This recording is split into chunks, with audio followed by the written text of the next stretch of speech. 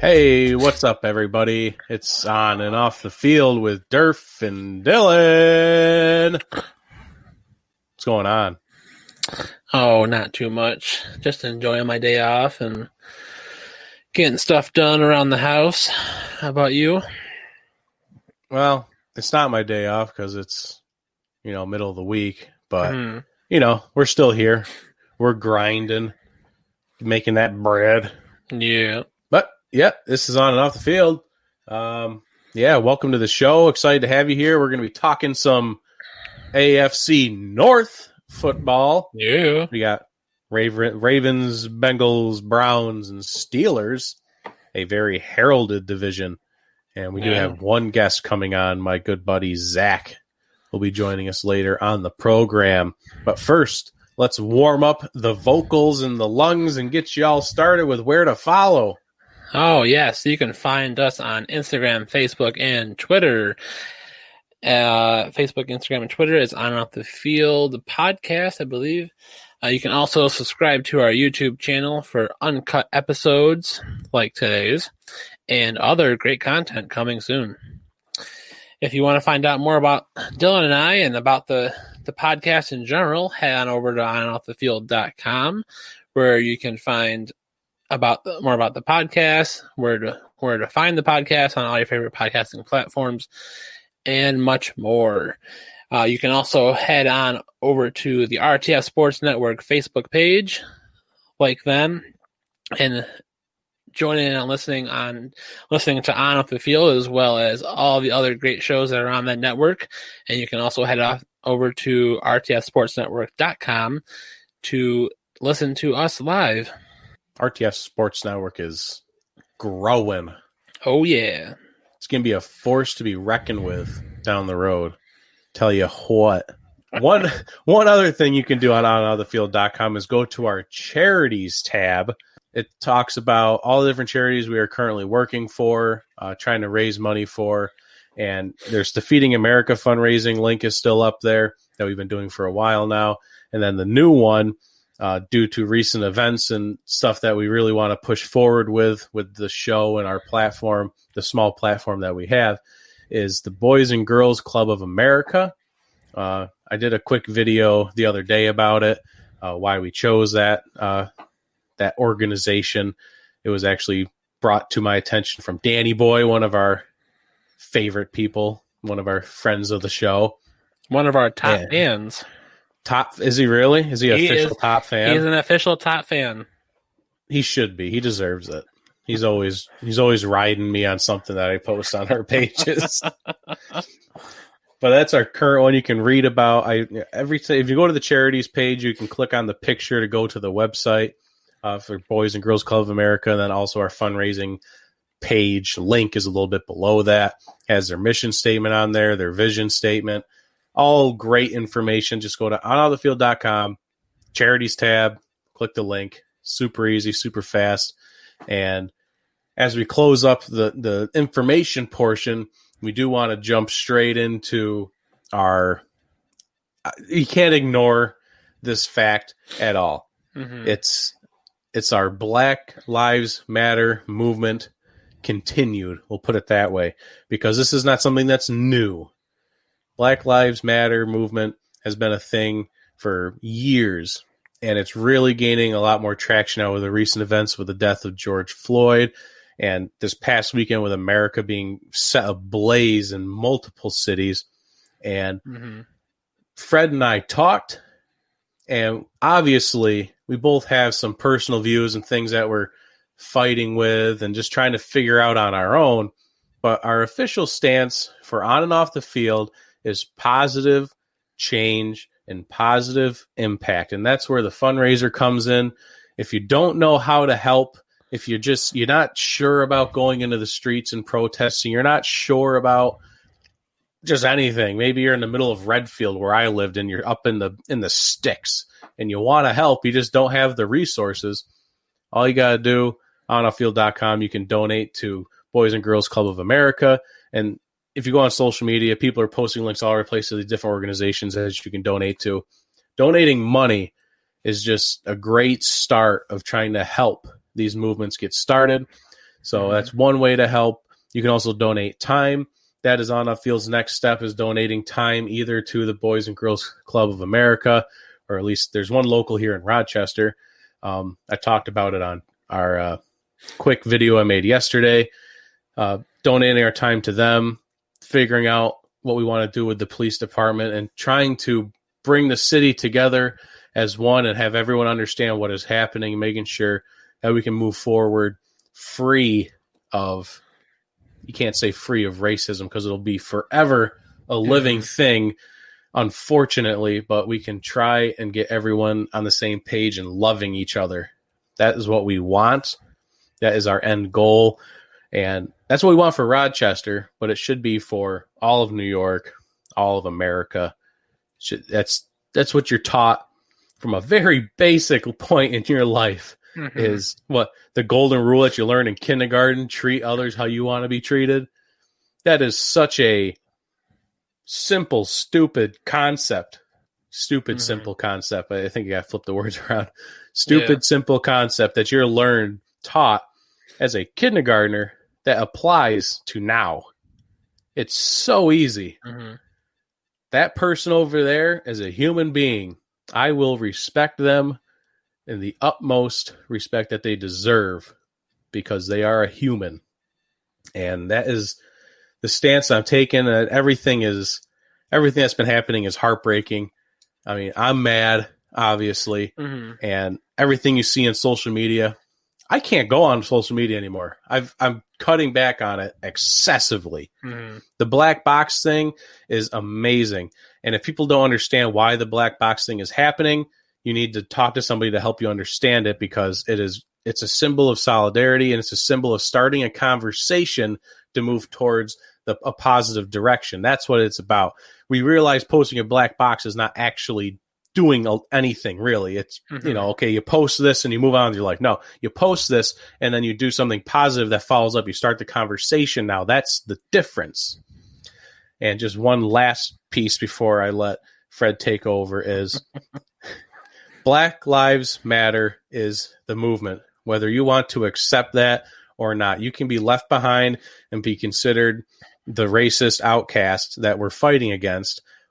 But Black Lives Matter movement is the movement, because Black lives don't matter right now to a lot of people.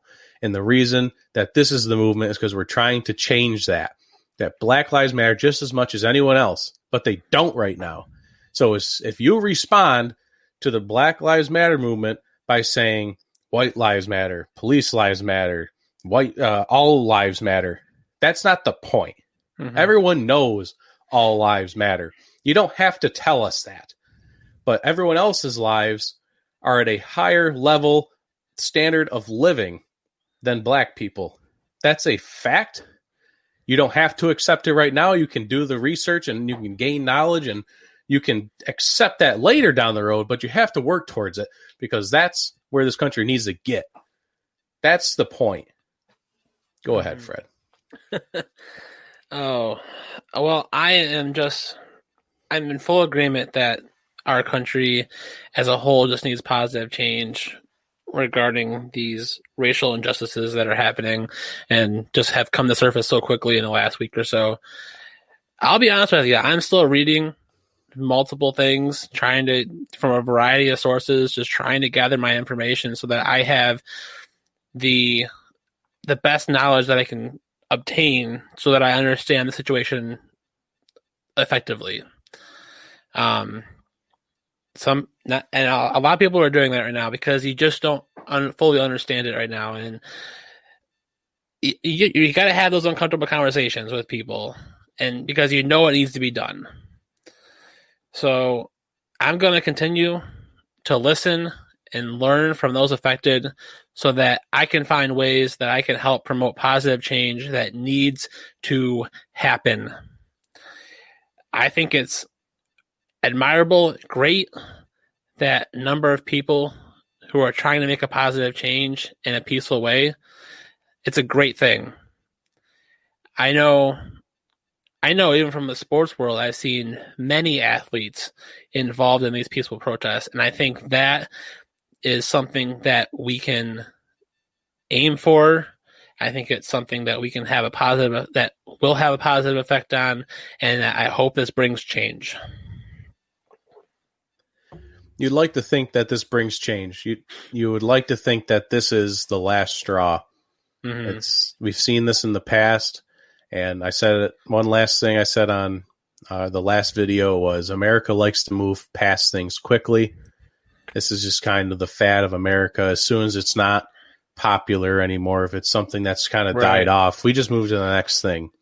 You can't let this one die out. This is not just your fad. This isn't a TikTok video. This isn't something that's just, a viral sensation. Yeah. This is a man murdered in the streets because of racism and ignorance, and it ends now. Yep. And we're going to play our part as much as we can. So thanks for listening to our little soapbox, but this is where we stand as white males. This is where we stand as a podcast. So now you understand where we are with this. And if you don't agree, let us know your platform. Maybe you can help us understand. We can help you understand. And we're going to keep talking with more people as we move forward. As Fred said, just still listening, still researching, still understanding. That's our job these days, is just to listen.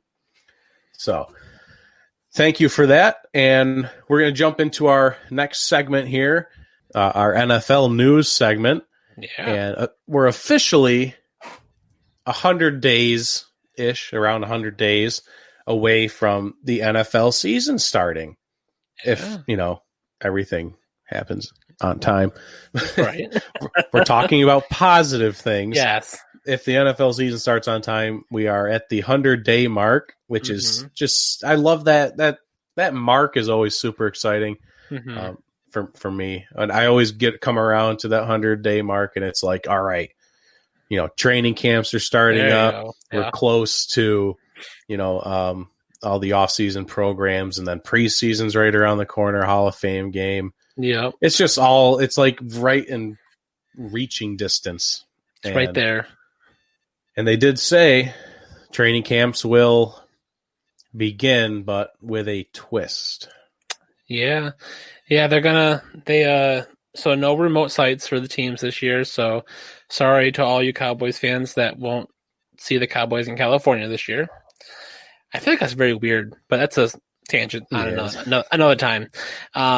So because they want to take player safety and organization safety as a top priority, all 32 teams will be performing their training camps at teams' facilities. So that's probably going to make it a little hard to get that fan experience that you would normally get at a training camp. But on a positive side, this allows them to practice, allows them to become a team with all these rookies that are involved, a lot of the veterans they bring in, and it allows us to potentially have great football in the fall. That was a major concern of mine, at the beginning of all of this. Right. You have these rookies, which the rookie training camp stuff, all this virtual program garbage. How much did you really gain from that? Let's be honest. I'm not a part of it. I don't. I didn't get to witness the virtual off season, but I hated online classes that I took in college. We'll just put it that way. So I couldn't even learn. What did I take? I might have taken like a culinary safety class. It was like an elective. I took that online. I learned nothing through that.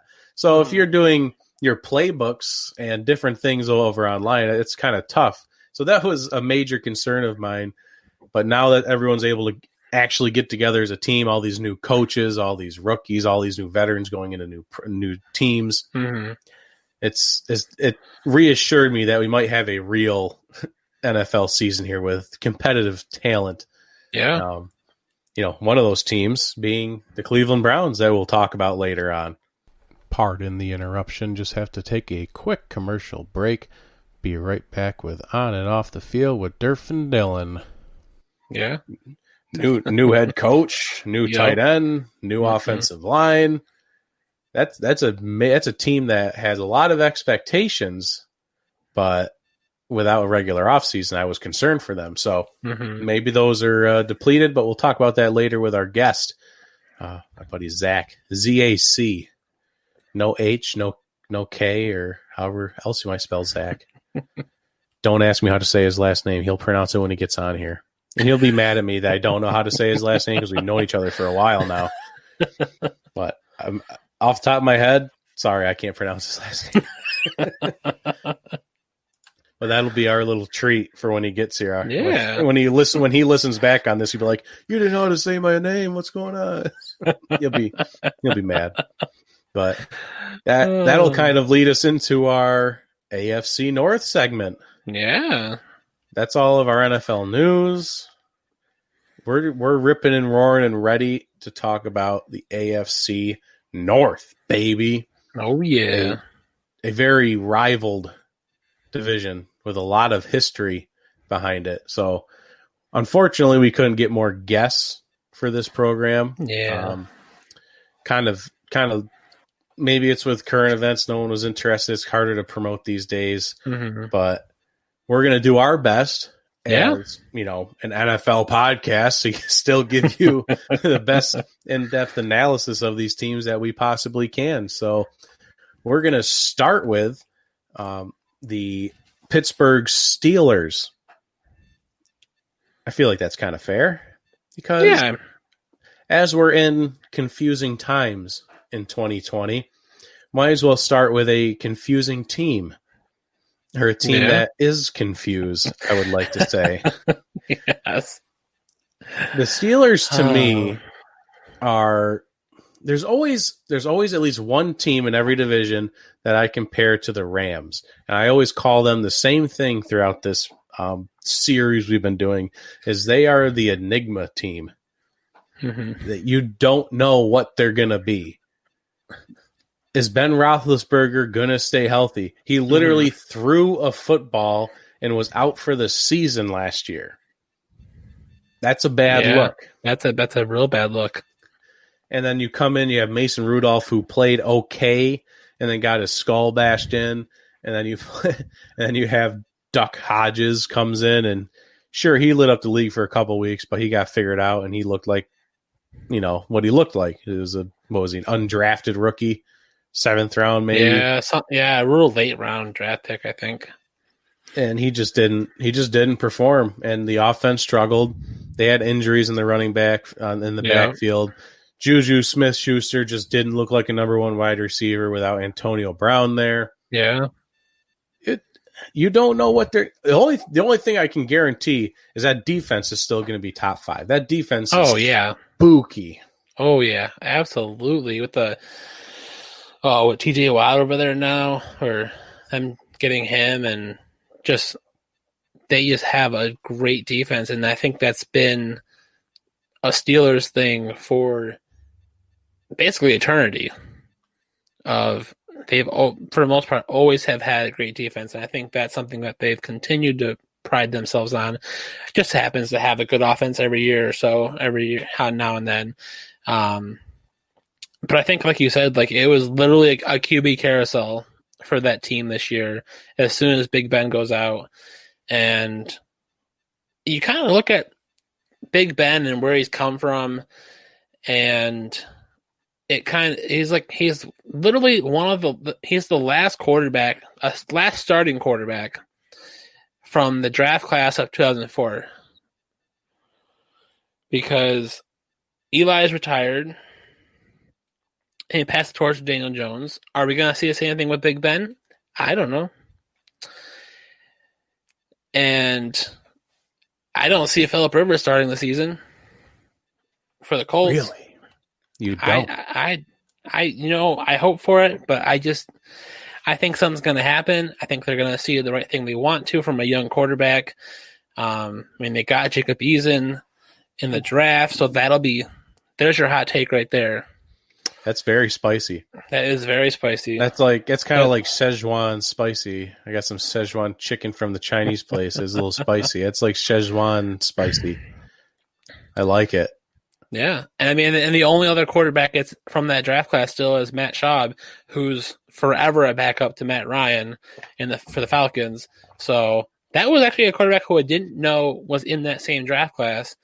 But yeah, it's just dwindling. There's just you're not getting those long-term quarterbacks. I mean, of course, there's exceptions. Not going to name names. We'll talk about them next week. But yeah, I feel like you're getting to the point now where I think it's time to move on for Big Ben. I think just the fact that he threw a football and destroyed his arm. I believe it was against the Seahawks. He went out. It was against the Seahawks. I'll never forget it. Like just the fact that your normal motor skills gives you an injury. Like that is the all telltale sign that I would have seen and said, all right, I'm done. See you guys later. You would at least like to think, after what I saw, I'm not trusting my offense in the hands of Mason Rudolph or Devlin Duck Hodges. I'm just not. Right. I don't know why they didn't draft a quarterback. At no point in the draft did they take another quarterback. And I realize you have 3 on the roster, but with Big Ben at the stage he's in, and I will not listen to it. Every single season, as soon as a quarterback gets hurt, especially one of the older ones or like an old wide receiver, an old anybody, they say, oh, he's stronger than ever. He's healed from his injury and he's better than ever. I'm not going to listen to that. I'm just not. You're not going to convince me that a guy who threw a football, a quarterback that threw a football, destroyed his elbow and was out for the season, that he's better than ever. You're not going to convince me of that. No. So maybe they just trust Mason, or maybe they trust the running game, and they're just going to do a 49ers style. They're going to keep the defense amazing. They signed Devin Bush. I think he just signed his franchise tag. I don't think they did a long term. Yeah. I'm not sure what they got done. But stud linebacker. They obviously have TJ Watt, and they have a slew of talent. Minka Fitzpatrick was just the steal of the trade deadline stuff that happened last season. Absolutely mind-blowing that they got him for basically nothing. And then he shows up and gets like 2 pick sixes, couple interceptions for the half season that he was in Pittsburgh. That was crazy. And then on the offensive side, though, is James Conner and his new swolled up body. You saw that? Picture? Oh, I was like, dude, why? That was disgusting. Why do people want to look like that? And just like, it doesn't look comfortable. Like, come on. All the time. Can't move. Like, can't fit through doorways because your arms are sticking out so far. Got to go sideways through the door. Yeah. Now, people with that much money, they have mansions that don't have doorways. Everything's open floor plan, so they don't have to worry about it. Yeah. Or they had they could have what I've always dreamed of, is doorways wide enough for golf carts. Ooh. So you just that'd be nice. We can get like a Wall-E thing going, and everything's just like on a track, basically. Yeah. Ooh. That sounds. We should start working on that. Oh, that's $1 billion idea right there. Yeah. Who wouldn't want that in their house? A little golf cart that's on like a track that goes everywhere in your house, from like your TV to your fridge, and then back to your TV, then your fridge, and basically just to the TV and the fridge, and then that's all you need it for. And sooner or later, maybe one track to go to the bed too, for when it's actually time to go to bed. Yeah. $1 billion idea. There you go. But I don't know. I don't know what to think of the Steelers. I really don't. Can the defense carry them to the 7th seed? I don't know if they're not going to win the division. No. Unless something weird happens with the Ravens. I don't know. I can see them at 9-7. We do our records on Thursdays. We do our record predictions official after we go through the schedule. But just off the top of my head, they just scream 9-7, make a 7th seed, and lose in the first round. That's just what I see. Yeah, and I agree with it. I mean, that's they were. If you were to look at last year's, the way everything ranked out at the end of the year, they would have been the 7th seed in the AFC. So they're right there. I don't see a huge drop on the team for this year coming up. I mean, Obviously, all teams might take a step back, but I don't see that they've lost a ton in order to not be at that 9-7. Like they're kind of consistently there. I mean, you have a few surprises here and there, but you know who we haven't talked about that came to the Steelers? Enlighten me. Let's see, one. I'm going to say the number wrong, and I don't want to, but I'm going to guess that there's probably 8 or 9 XFL players that have joined the Steelers. Oh, that's so long. Oh, just saying XFL hurts my heart, but that is true. It probably was 8 or 9. That's probably where we left off at. Oh my gosh, they do. The Steelers led the clubhouse in gaining XFL talent, and good for those players. And I hope they make the team. Yeah, forgot about it. Maybe that changes something. Maybe that very well could. Most of them were defensive players, though. They already have a solid defense. Maybe they'll train them to go to the other side of the football. Let's do it. That's what Seattle used to do. We used to draft defensive linemen and turn them into offensive linemen. And we have a top offensive line in the league, don't you know? Yeah, that style works great. We could always go back to high school days. You play both sides of the line. Yeah. The entire game. Let's go. Let's do it. I'm all for it. Maybe these XFL guys got grit. There you go. Maybe we'll see it. Well, as we move on, I just looked at their draft. They did get Chase Claypool from Notre Dame in the second round. Yeah. If he can make an immediate DK Metcalf kind of impact, maybe that helps free up Juju on the offense. But I'm still very, very weak on the Steelers. They're going to ride that defense as far as the defense will take them. Other than that, I don't have high hopes. I'm right there with you. Another team that we definitely don't have high hopes for, that no one should have high hopes for, is the Cincinnati Bengals. Oof. Yeah, oof. This is a 13-3 team, right? Joe Burrow is going to take them to the promised land, right? If I'm not mistaken. I mean, was that your dream last night? Oh, that's not what we're going with? No. Oh, we're going in a different direction. My bad. Flip that around. 3-13. Yeah, that sounds about right. That seems a little bit more realistic. Oh. But Zach Taylor did his best last year. The new head coach of the Cincinnati Bengals. Some of those games, it looked like Cincinnati had some fight in them at the very least. The defense, I feel like the defense is a little underrated maybe. It's definitely not tops in the league by any stretch of the imagination. Right. But I feel like their front four. I don't know if they run a 3-4 or a 4-3, but I feel like their front four, if you're going to move at least that outside linebacker to the line. I don't know. Right, yeah. I'm going to go ahead and say front four just for the fun of it because they do have a strong run defense. They played against Seattle. First game of the season, I thought we were going to lose to the Bengals. I really thought the Seahawks were going to lose that game. Oh. It was a team that had spunk. And that's what I like to see out of teams that are trying to rebuild. So AJ Green didn't play, I think, at all. So he's going to be at least coming back and helping Joe Burrow this year. Yeah. John Ross seems like just like a very poor man's Tyreek Hill. He's fast, but that's about it. What's the running back? Boy, oh boy. That kind of sucks. Joe Mixon. Yeah, Joe Mixon. I don't think he's a bust. I just think he's running with a very weak offense. Yeah. Can Joe Burrow really make an immediate change to this franchise it's just a losing franchise? There's no other way to put it. Yeah. I don't think it's immediate. I think they got a couple years to kind of build this team up. I mean, yeah, the Bengals had spunk last year, and they definitely didn't just lay down on games. I mean, not that any NFL team really just lay down and let them lose. Just one more commercial break from On and Off the Field with Durf and Dylan. Please enjoy the rest of the show.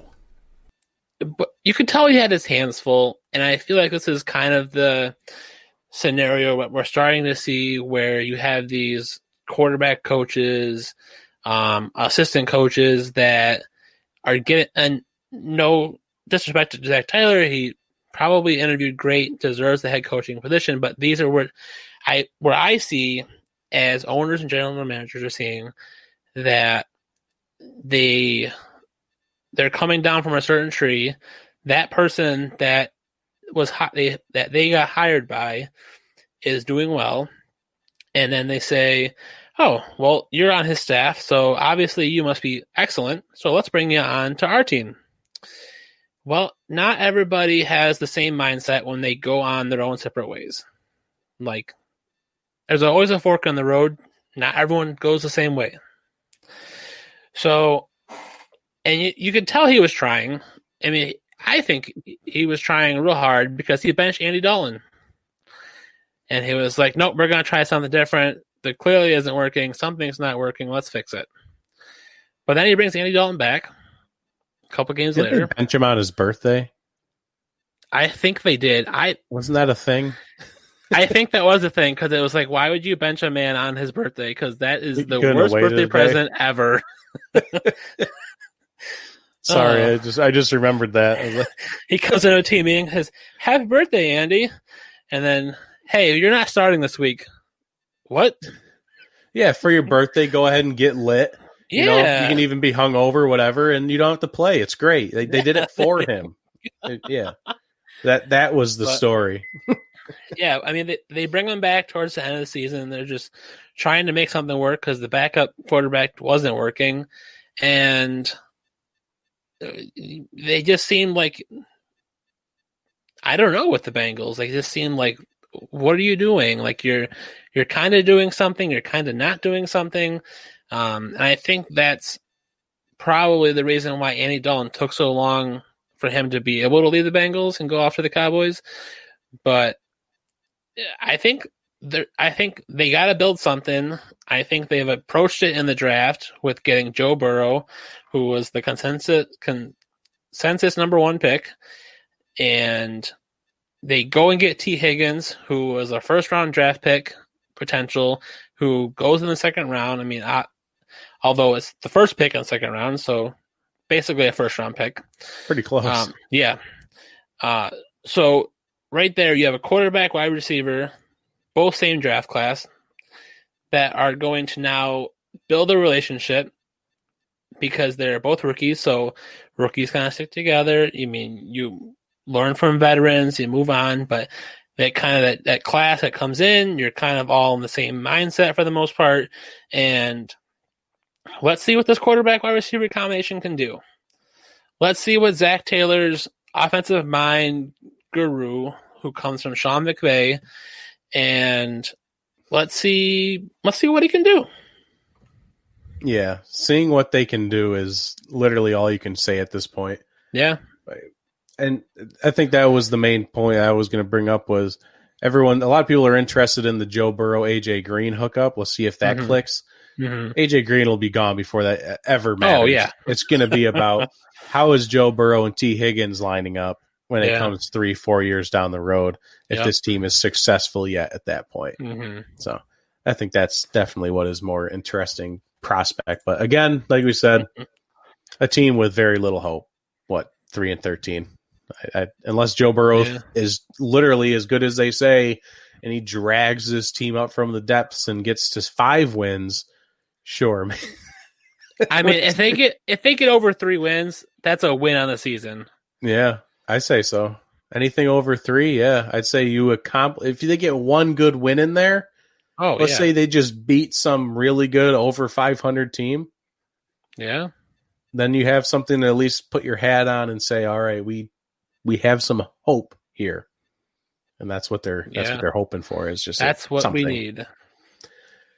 But very little hope right now, with hopefully more hope to come, hopefully in the future. Hope. Lots of hope in Cincinnati. But we have a little bit more successful team as of recent, of course, is the Baltimore Ravens. And First, I just want to say, back in our episode that we did with Rob and Chris from Sports Bliss with Rob and Chris, my sleeper pick was safety Geno Stone from Iowa, who I thought, although undersized and maybe not the best tackler, especially when he's trying to tackle people that are a little bigger than him, he was a solid, very smart cover safety, very fast. He was my sleeper pick, and I said, if it wasn't for his size, could have been like second, third round. I said fourth round would be a good spot for him. He dropped all the way to the seventh round, and the Ravens pick him at 219. I'm going to keep my eye on Geno Stone because Geno Stone could be the next. He gets to learn from Earl Thomas to start with. Yep. Up and coming Geno Stone. Write that down in your books. But other than Geno Stone, they had a very successful draft overall, getting Patrick Queen, the 28th pick, linebacker from LSU, J.K. Dobbins, now to go with that running game that is just absolutely ridiculous. Oh, yeah. I thought they had a very good draft, but will it be enough? These guys could go 14-2, 15-1, 16-0. Yeah. What are they going to do in the playoffs? Can this draft class, or just another year of off season with Lamar Jackson becoming a better passer, can this team win a playoff game? We hope, but from what we see in the last 2 years, hasn't been there yet. And I love that divisional playoff game because I was just the fact that you watched the Ravens shut down like that against the Titans, loved it. But I think it brings to your point.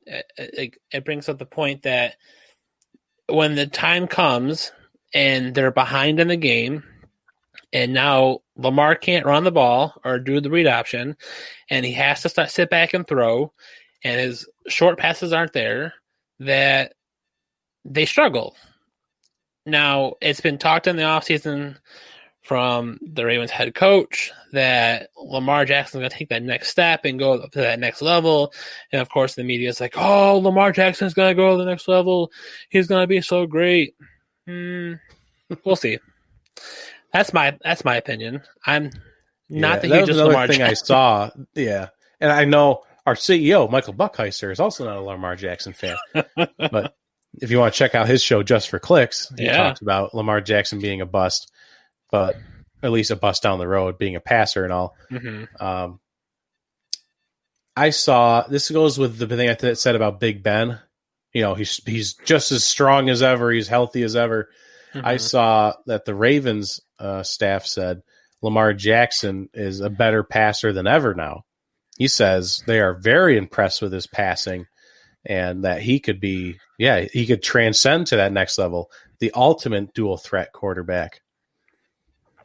From what I saw from your draft, you have James Proche from SMU, and you got Devin Duvernay from Texas. So you definitely didn't improve your wide receiving core.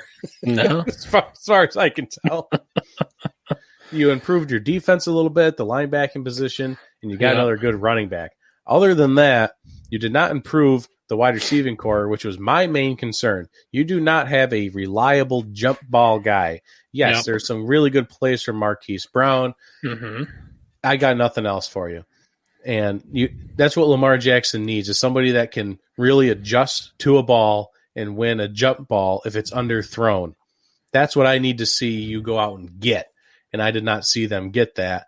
And I don't, unless he really improves, I don't see how this team's going to win another playoff game against a solid defense. You know, if they meet with the Titans again, they probably lose again. I'm concerned about this in the division, the Steelers. The Steelers have a great defense. If they can copy what the Titans did, you got a big issue on your hands. Yeah. Hey, remember who the Titans copied, though? The Buffalo Bills.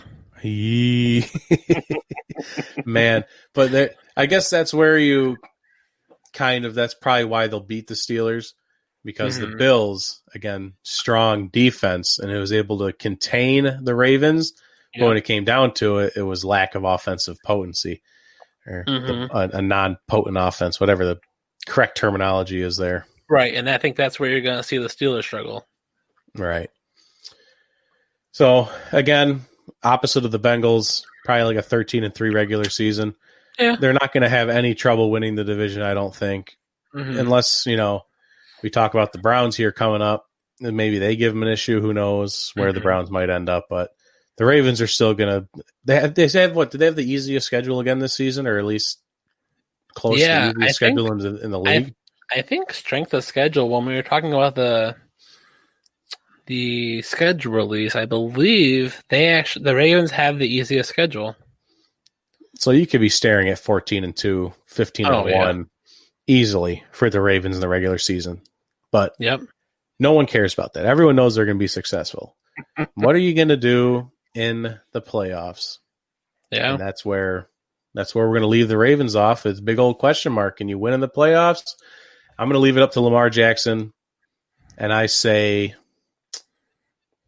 what do I say? I can't wait to do a official full schedule breakdown, which is what we're going to do at some point for an episode. Is we're going to do all the teams, all the schedules, and we're going to do playoff predictor. We're going to do it all coming up here at some point. But depending on who they play, I say they lose again. I say they don't win a playoff game this season. That's my hot take. Yeah, I'll take it. They'll lose again. Even if they capture the number 1 seed in the AFC, they will lose. Taking that one out of here. But our last team that we have to talk about is the Cleveland Browns. And to talk Cleveland Browns with us is my good buddy, Zach. And you have to tell everyone how to say your last name. Tradition, like tradition. Like the Browns have a tradition of losing. Okay. That's not hard. It's just when you look at the name, it seems hard, but it's really not. All right, so we are here to talk some Cleveland Browns. And, boy, how about you get us started, Durf? Because I don't think I got to gather my thoughts here, because this is quite the team. Yeah, I mean, so take a look at let's just take a step back and look at last year. It seemed like the Browns they had all the talent in the world. They were at one point Super Bowl favorites by some kind of media, I'm sure, heading into the season, and with all that talent on the paper, looking at the roster, it just seemed like they didn't perform. Nothing. It seemed like it kind of fell apart, maybe a little bit, and you've seen the struggle with Freddie Kitchens. Obviously, he's gone now. So I guess my question for you is kind of starting out is, did the Browns meet your expectations for last season or not? I mean, the only way you're going to answer that question yes is if, you were being incredibly cynical. I think every Browns fan had a glimmer of hope, whether they allowed themselves to, say that out loud or not. I mean, hell, I was in Vegas before the draft, and I put a bid on them to at least make the Super Bowl, because it's the only two things you're allowed to do in Vegas before the draft is if they make the Super Bowl or win the Super Bowl. So it starts from the top and trickles down. The Haslams, I don't feel run the team the way that it should be. I think they make some questionable decisions in the eyes of the fans. But Freddie Kitchens was an absolute train wreck. Oh, definitely. Definitely seems like that. I mean, with Freddie Kitchens gone now, this has been a pretty productive offseason for the Browns. They get rid of Freddie Kitchens.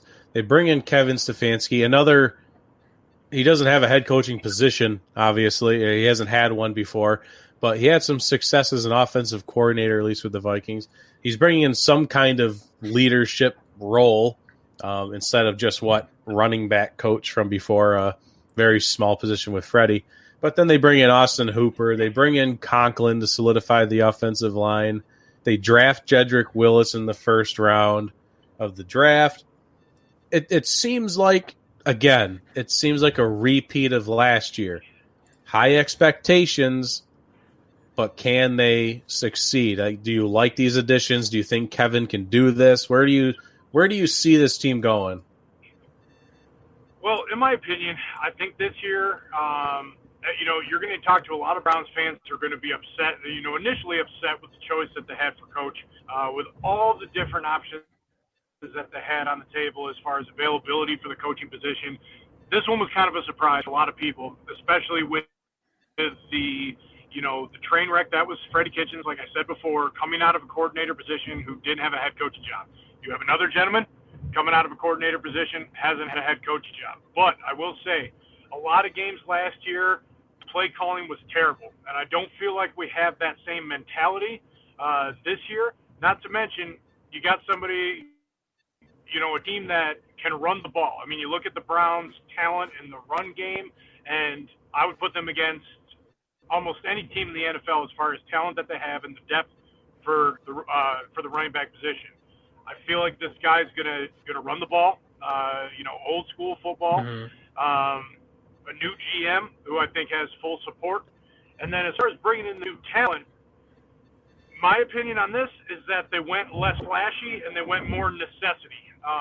Bringing in big, huge talent on the offensive line. Try to give Baker, in his third year, a little bit more protection, so he's not scrambling around. But you bring in a lot of big names and a lot of attitude like they did 2 years ago, and we already saw what happened with that last year. Yeah, and with bringing in big names, and that was obviously the storyline for the Browns, and just personalities blew up and nothing worked, and it was what I kind of predicted.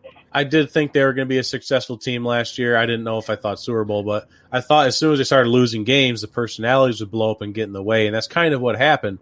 So Baker Mayfield has already came out and said this is going to be his strategy, shut up and play football. He said, no, I'm definitely going to stay quieter. I'm just going to let my play do my talking for me. Mm-hmm. Is Baker Mayfield the key here? If the quarterback can lead, you have the head coach. He's never been a head coach. If Baker Mayfield can let his play talk for him, keep everything in the locker room and lead, is he really the key to really flipping the switch and turning this into a winning franchise? I mean, I think the same thing could be said, for pretty much any team across the board. I mean, the quarterback is such a catalyst position in any team. And, look what it's done throughout the history of these franchise teams that were led by these quarterbacks.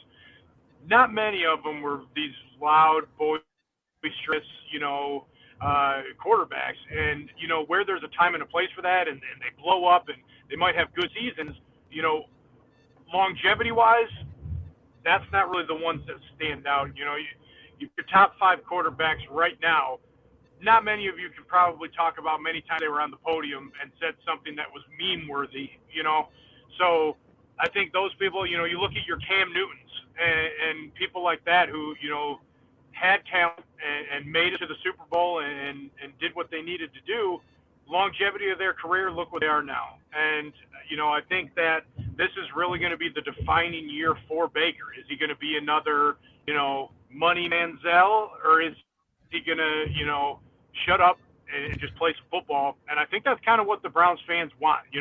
We're sick of the flash. You can't shine up a turd for so many years and expect the Browns fans to continue to, the flash and whatnot might sell tickets, but it's not going to, get you to the playoffs and beyond.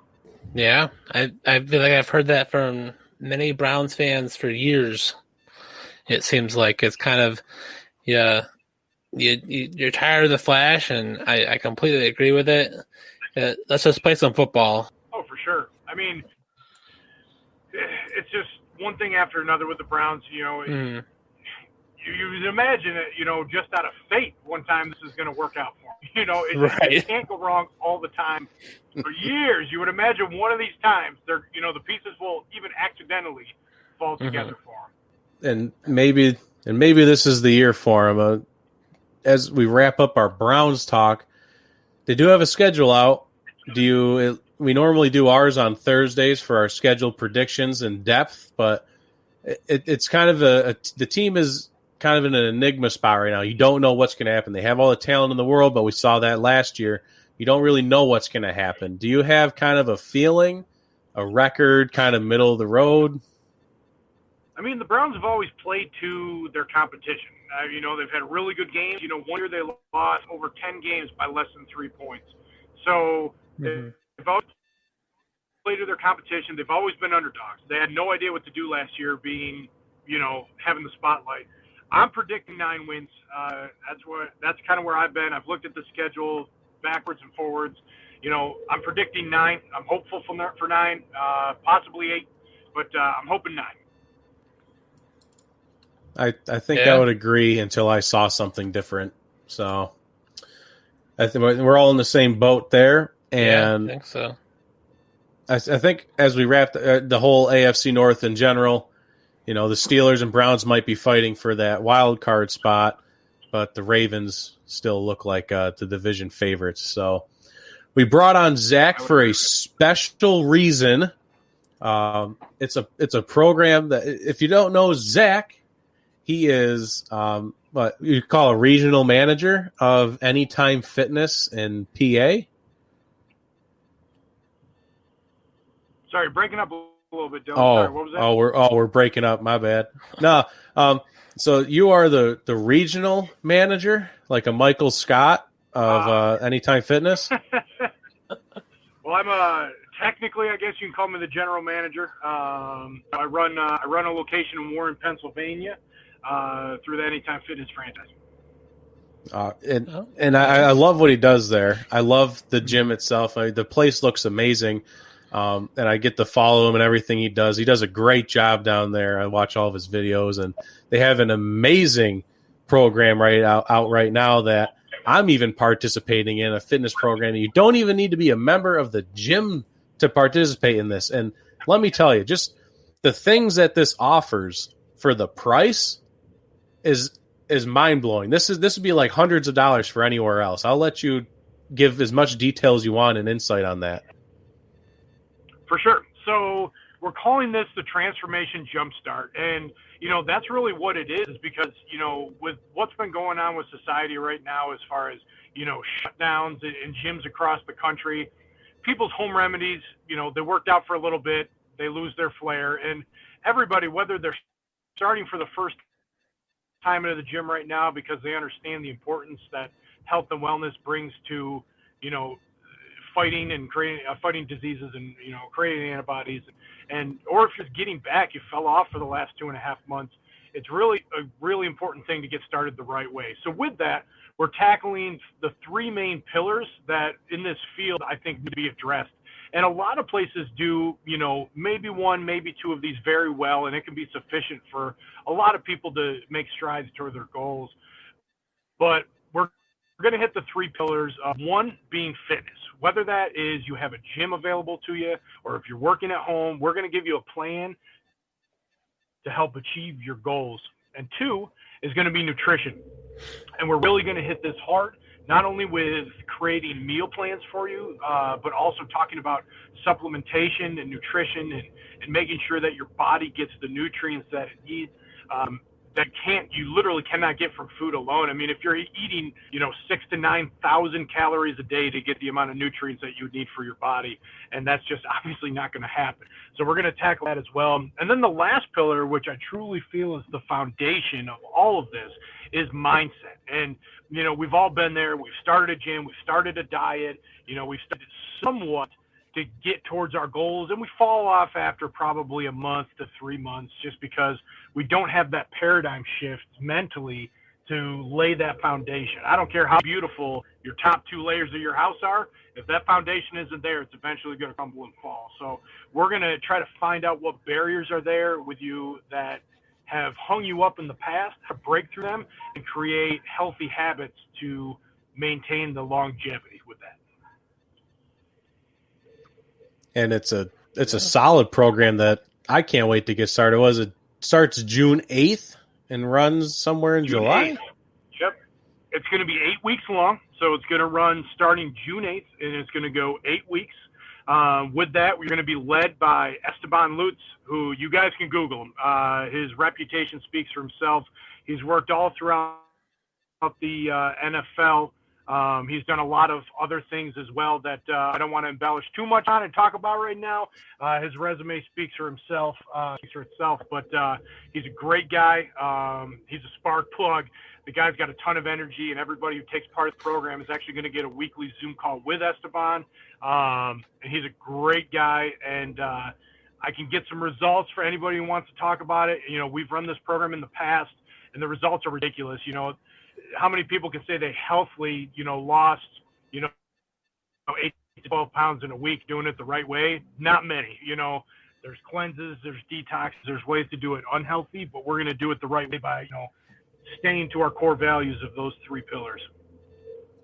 And then drop the bombshell on them. Don't need to be a member. How much does it cost for this luxurious package? Do not package? Need to be a member. So for this right now, we're running on $35. Now, you may be asking yourselves at home, $35 a day, $35 a class, what's going on? We're actually running this promotion, $35 for all 8 weeks, which is unheard of. Esteban has run this exact same class for an astronomically, different price. But this is just something that we are doing because we understand what's going on. We understand people are not working, times are tough, and we really want to make sure that we are making a difference with not only the people within our 4 walls and our communities, but as many people as we can create that catalyst and create that spark to create everlong healthy habits, we're going to do. And this is something, I have people signing up in California, all the way to, you in Rochester. So we got a little bit of people everywhere right now that's partaking in this. And then, if you're doing it with a loved one or, friends, get on board and work together as a group. The best thing you can do is have a great support system. And we're going to provide that for you. But the more people you have in the corner, obviously, the better. It's going to be an amazing program. And we appreciate you coming on and talking Browns. And if anybody is interested in this program, make sure you're looking up. How do you want them to contact you?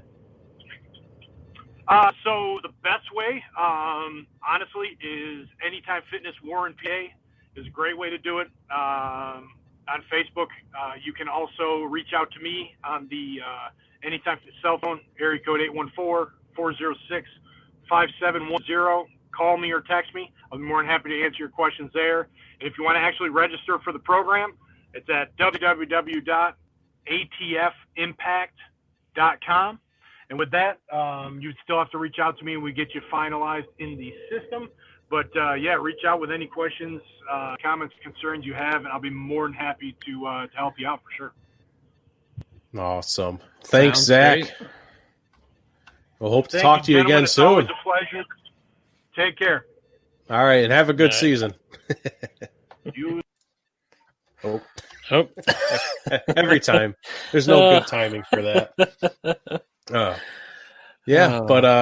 And that's a great program that I'll be participating in. So I'll be sure to give you weekly updates on how that's going as well. It's $35 for 8 weeks of help of getting healthy and stuff. So it's really amazing. So this was our AFC North special edition with our one guest, Zach Goodbuddy. And if anyone has any questions about anything from all the protests going on, if anyone wants to start up a discussion with us, please, we welcome that. And if anyone is interested in the Anytime Fitness program, you can also reach out to me and I can give you information directly from Zach. We'll figure out how to get you started on all of this. So definitely. As we wrap up, Fred, how do we end it? All hail the Jockstrap King.